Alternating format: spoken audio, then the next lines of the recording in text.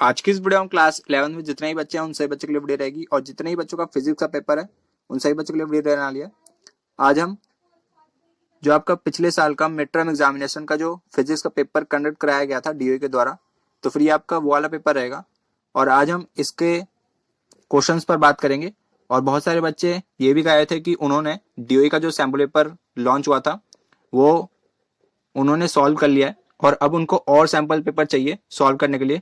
तो फिर आज हम एक और न्यू सैम्पल पेपर पर बात करेंगे जो आपका पिछले साल जो डीओई का मिड टर्म एग्जामिनेशन का पेपर हुआ था उसको आप यहाँ पर सॉल्व कर सकते हो। मेरी स्क्रीन पर जैसा कि आपको ये पीडीएफ दिख रही होगी, इसका जो पीडीएफ है वो मैं आपको टेलीग्राम पर प्रोवाइड कर दूंगा, तो फिर आप टेलीग्राम को ज्वाइन कर लेना। वहां पर आपको इसकी पीडीएफ प्रोवाइड हो जाएगी और वहां पर से आप इसको आसानी से सॉल्व कर सकते हैं। और बाकी आपको जिस भी क्वेश्चन में डाउट आता है आप मुझसे कमेंट सेक्शन में पूछ सकते हैं। तो फिर ये जो आपकी इसकी पीडीएफ है वो आप सभी को टेलीग्राम चैनल पे मिल जाएगी। आप डिस्क्रिप्शन चेक कर लेना, वहां पर आपको टेलीग्राम चैनल का लिंक मिल जाएगा। आप वहां पर से हमारे टेलीग्राम चैनल को ज्वाइन कर सकते हो, वहां पर आपको मैं वाली पीडीएफ प्रोवाइड कर दूंगा।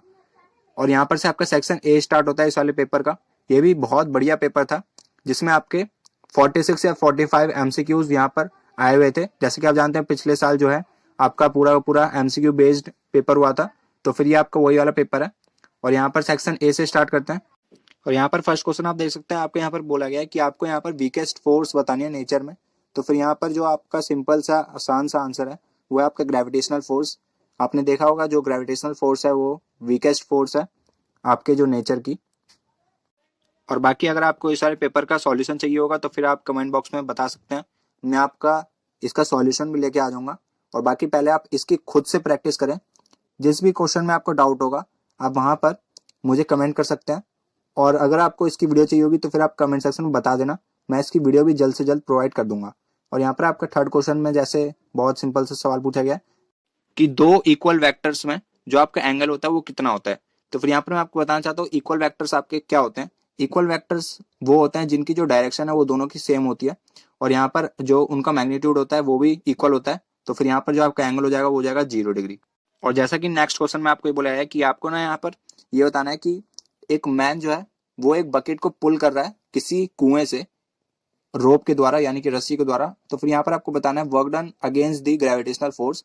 तो फिर ग्रेविटेशनल फोर्स जो है वो आपकी डाउनवर्ड डायरेक्शन में एक्ट करेगी और जो यहाँ पर डिस्प्लेसमेंट हो रही है वो अपवर्ड डायरेक्शन में हो रही है। तो फिर यहाँ पर जब आप एंगल फाइंड करेंगे तो फिर आपको 180 डिग्री का एंगल मिलेगा। और यहाँ पर जब आप फॉर्मूले में पुट करेंगे कॉस 180 डिग्री होता है आपका -1 और -1 से जब आप मल्टीप्लाई करेंगे फोर्स और डिस्प्लेसमेंट का प्रोडक्ट तो फिर वो आएगा आपका नेगेटिव।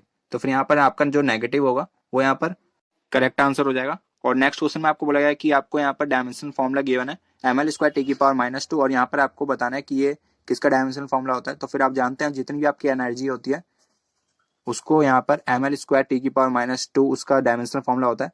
तो फिर यहाँ पर काइनेटिक एनर्जी, पोटेंशियल एनर्जी और जितनी भी टाइप की आपकी एनर्जी है उसका ये डायमेंशनल फॉर्मूला होता है। और बाकी मैं यहाँ पर एक दो क्वेश्चन आपके लिए डिस्कस कर दे रहा हूँ ताकि आपका जो इस पेपर को सॉल्व करने में जो इंटरेस्ट है वो बना रहे। तो फिर यहाँ पर आपका नेक्स्ट क्वेश्चन में आपको बोला गया कि a vehicle moving with the speed of 18 kilometre per hour. और यहाँ पर आपको बताना है कि कितना डिस्टेंस वो कवर करेगा 1 सेकंड में।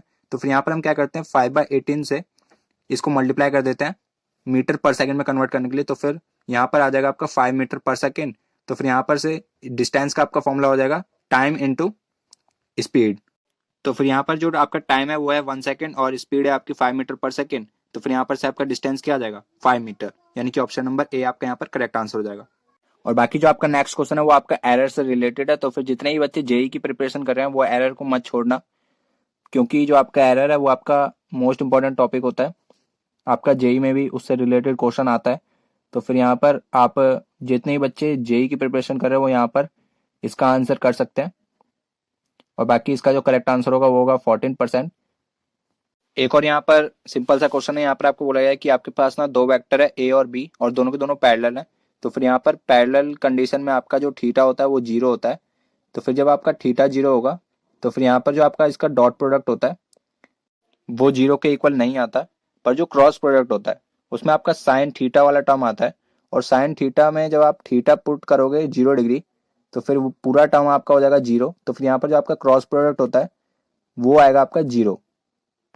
जो आपका नेक्स्ट क्वेश्चन है ये आपका एनसीईआरटी बेस्ड सवाल है जो आपको मिड टर्म में भी आ रखा है। तो फिर यहाँ पर आप देख सकते हैं, यहाँ पर आपको ये बोला है कि एक सर्कुलर ग्रोव का जो यहाँ पर रेडियस है वो है आपका 12 सेंटीमीटर, और यहाँ पर आपको ये बोला है कि 7 रिवॉल्यूशन 100 सेकंड में लेता है। तो फिर यहाँ पर जो आपको लीनियर स्पीड है इसके मोशन की वो आपको यहाँ पर फाइंड करनी है। तो फिर यहाँ पर आपका डी ऑप्शन आपका करेक्ट आंसर होगा। सबसे पहले आप क्या करेंगे, ओमेगा फाइंड कर लेंगे, जिसको एंगुलर फ्रीक्वेंसी के नाम से जाना जाता है। जब आपकी एंगुलर फ्रीक्वेंसी आ जाएगी तो फिर वहां पर से v is equal to omega R वाला जो आपका रिलेशन है वहां पर से आप लीनियर स्पीड की वैल्यू निकाल सकते हैं। उसकी वैल्यू आएगी आपकी 5.3 सेंटीमीटर पर सेकेंड। और यहाँ पर जो आपका 44 क्वेश्चन है इसमें आपको ये बताना है कि स्केलर क्वांटिटी के पास क्या होता है। तो फिर यहाँ पर जो आपका करेक्ट आंसर हो जाएगा वो हो जाएगा ऑप्शन नंबर ए। जो स्केलर क्वांटिटी है उसके पास ओनली मैग्नीट्यूड होता है, यानी कि कोई एक फिक्स्ड वैल्यू होती है। तो फिर ये पूरा पूरा आपका पेपर है, आप यहाँ पर इसको पेपर को सॉल्व कर सकते हैं।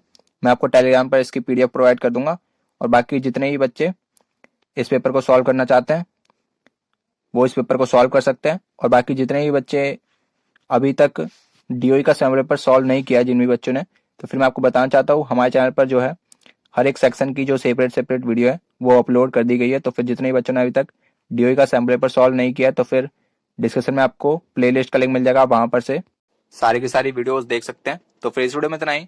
बाकी वीडियो अच्छी लगी तो फिर वीडियो को लाइक कर देना, और इसके बाद अगर आपको और कोई सा पेपर चाहिए होगा तो फिर आप मुझे बता देना, और पेपर का भी इंतजाम कर देंगे। मिलते हैं आपसे नेक्स्ट वीडियो में। जय भारत।